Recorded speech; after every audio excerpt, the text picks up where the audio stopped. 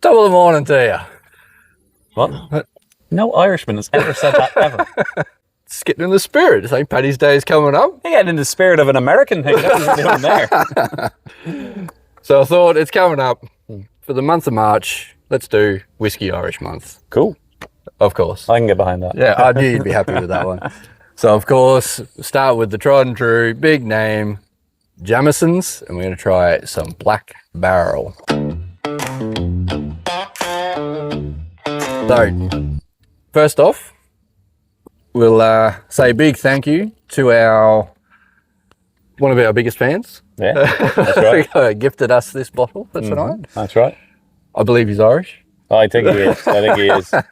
He goes by a pseudonym we cannot yet identify, but we're pretty sure he's Irish from some of his messages. Thank you very much. So I'm looking forward to this, and I think we're really going to enjoy it. Oh yeah, he's made a very good choice. Shout out to Thrasher. Yes, thank you, Thrasher. So so it's a month of Irish stuff. So we're talking Irish whiskies here. Mm-hmm. Jameson. I mean, you say Jim Beam. Oh, sorry, you say bourbon, you think Jim Beam, right? Yeah. You say Scotch, you think Johnny Walker. You say Tennessee, you think Jack Daniels. You say Irish whiskey, you think Jameson. You think Jameson's, yeah. With very damn good reason. Mm. Like, founded in 1780 by John Jameson. Mm-hmm. Go figure. Yeah. So this bloke, he started on the right foot, right? So he was a Scottish fella. He was a Scottish fella. He came from Scotland. All right. Right. Okay. Well, was. Married into the Haig distilling family. Oh. Right. So they are one of, if not the oldest distillers in the world. We're talking 1600s. I think the record's going back to 1650. Oh, wow. When they first started distilling, and they've been a massive big impact in the industry, like working on how the stills work, new stills, and evolving the whole thing right the way through. That evolution of the Haig family has now become what we know as Diageo. Oh, That's how that all sort of laid out. So good old John Jameson's married straight into that. Yeah. Got a good foot up. So yeah. And with their help and all the rest of it, they built Bow Street Distillery in Dublin. Mm-hmm. And at one stage there, they were the biggest distillery globally. Across everything. They were just the biggest distillery around. Yeah. And that was for a good long while. But with, ups and downs, right? You probably got a bit more history knowledge on this around the late 1800s, early 1900s. There was like the British trade wars, mm-hmm. which sort of made an impact. Then the Irish independence wars, mm-hmm. and then American Prohibition. Yeah. These big names in distilling whittled down to 2 distilleries in all of Ireland. Oh, wow. It damn near... I never knew that. Damn near become extinct. So it was sort of an amalgamation, like Jameson's got together with Powers and Cork. I don't know who Cork they distillery? are. Yeah. Randall County, maybe? Potentially, and made Midleton Distillery. Oh, that's so they were sort of south, and then Bushmills was managed to be a standalone up north. Okay. And that was the only 2 distilleries in all of Ireland for a good while. Jesus. Out of Midleton came a lot of, branches out of the Redbreast and all the rest of it, and then it just sort of branched off and grew back from there. So yeah. So yeah, that's finding that interesting. Like it just damn near, went out of business because of a good stage there before that. Irish whiskey was considered the premium stuff. Like Scotch was the rough, bit harsh sort of stuff, but the Irish was the good stuff, and then it almost disappeared. Mm. So, well, I can definitely agree with that advertisement. The Irish is the good stuff.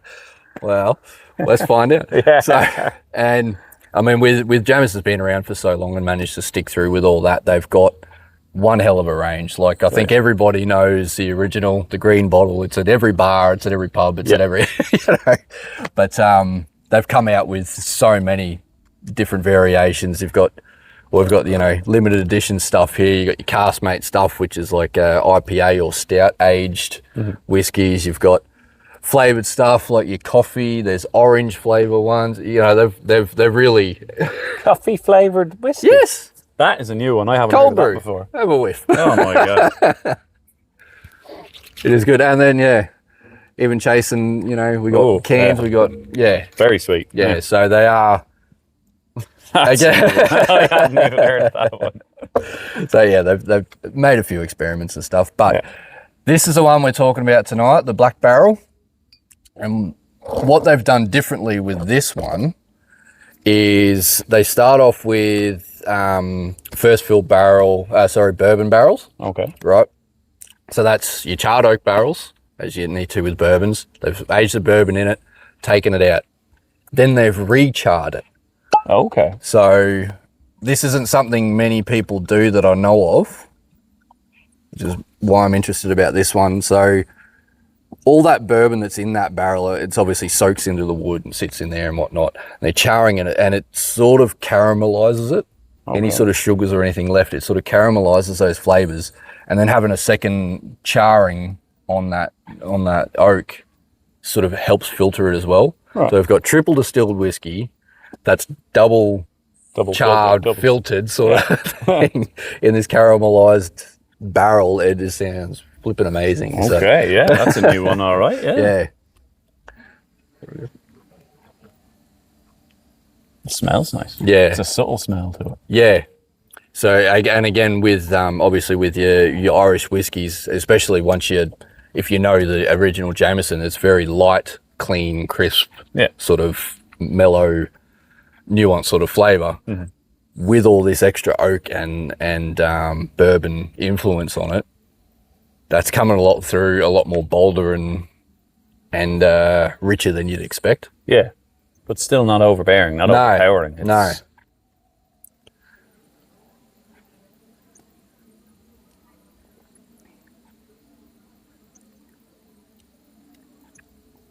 Oh yeah, I could get behind that. There is quite a burn to that. There's a bit of one to it. But again, this is a mass production distillery. So they're not aiming to mellow things out as much. Yeah. But that is rich and oily. See, you say there's a burn to that, but I definitely think some of the Scotch ones we've had were rougher than that. Yeah, that's very cool. Yeah. I mean, it's definitely not too hard to handle. No. Definitely a lot of that caramel and toffee sort of come through that. And at the end, I was actually just going to say. I should let you have a turn of this one day. Hey, give me another 6 months. And on that back end, you definitely get that toasted oak sort of finish on it. Very woody on the back end, but sweet up front. Yeah. Yeah. Well, that's amazing. Still, like I don't think that's not a harsh burn or anything. No, not by a long shot. Nice and easy, like it says, and the hint of caramel, like you're saying, and the oily texture to it is very good. That's nice. Yeah. Oh yeah, I think Thrasher made a good choice for that is pleasant. So, I mean, when we're talking Jameson, like especially the original stuff, a lot of people, like when I talk to people about whiskey, the first thing anyone says that isn't into it, normally they're like, I like Jameson. Yeah. But for me, I feel that is quite harsh and really quite, well, not super harsh, but there's not a lot to it when there's so many whiskies that are sitting on that shelf that you could be reaching for. Right. Jameson's really not one that I chase straight off the bat, but I'm loving these, limited edition stuff and these other odd things that they do because they do have a good base and a good knowledge and a good background. Yeah. Just being a bit more experimental with it, you seem to find a lot more enjoyable things there, which this is absolutely up that alley. Well, maybe it's just the mass-produced 40% green bottle, like you said. Yeah, that's their standard. Yeah, exactly. Said. Well, you must like the limited edition stuff because you've got a couple of litre bottles here that are both nearly gone. There was a third one. There was. I think they were duty-free only limited edition. That's what I mean. They keep releasing all sorts of stuff all the time. So if you are a fan of them, it is a fun one to keep an eye out for and chase up all those things ones, that they bring out. So, and a little coffee one's not bad for brekkie. I've never heard of a coffee one before. I've heard of flavoured vodkas, obviously flavours to gin and all that sort of thing. Never heard that on a whiskey. Doesn't get half bad. So, Yeah. so yeah. It's like somebody walked into the Jameson Distillery, just having done their Starbucks run, and says, lads, I wonder. Well, I mean, you make a night drink, you might as well tackle a morning market. That's you know? right. Yeah. Yeah. So, so what do you reckon? This is a good choice. Not bad for a start of the Irish whiskey, mate. I think it's a good one, yeah. I mean, for me, I sit more on the Scotch side of things. I like bolder, really strong sort of flavours, which this is giving quite a lot, especially for an Irish whiskey. So, Yeah. for me, I'm going to give that a 4. That's something you could sit on quite easily for a night. Yeah. Oh yeah, I could agree with that. I'm going to go a 4.5, just to plug the Irish lads. All right. Biased. Wouldn't surprise me if they're owned by Diageo now, but I'll still plug them. All right. Married into the family. So. Yeah. This is true. Well, even the fact that I never knew they were the biggest distillers in the world at one point. Yeah. You know, and then 100%. yeah, we've definitely had a lot of upsets over the years in Ireland. There's been a few things have gone on throughout the 18 and 1900s. Yes. So yeah, so I didn't know that we went down to 2 distilleries at one point as well. Very interesting. So yeah. So I'll ask this to the audience. Comment in. Do you think Irish whiskey is still sitting in the shadow of Scotch?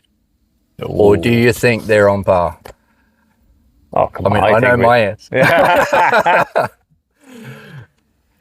Well, you're Aussie. You're let us know what you think. Yeah. And throw your opinion in. That's it. Throw them in the comments. And if you like a particular special Jameson, throw it in there. Let's tell us about it. Yeah, absolutely. We'd love to experience a bit of their... I have no doubt that we don't get them all over here. No. You know what I mean? So it'd be good to chase something weird and wonderful. Yeah, absolutely. That'd be good. 100%. Yeah. All right. So yeah. Thank you very much. Thank you very much. Cheers. Top of the morning to you. What the fuck?